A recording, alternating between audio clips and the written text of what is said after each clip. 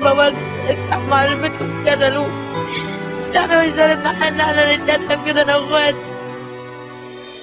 أحب أعرف الجميع وأديكوا نبذة عن حياته.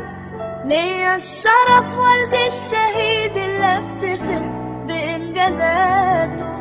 في عز ليله كان بينزل للدفاع عن كل شبر في الوطن، وباستماتة عرض حياته 1000 مرة للضياع. ميستاهلش كره أبدا أو شماتة. وأحب أفكركم جميعا لو نسيت اللي انحرم دلوقتي منه أهل بيته.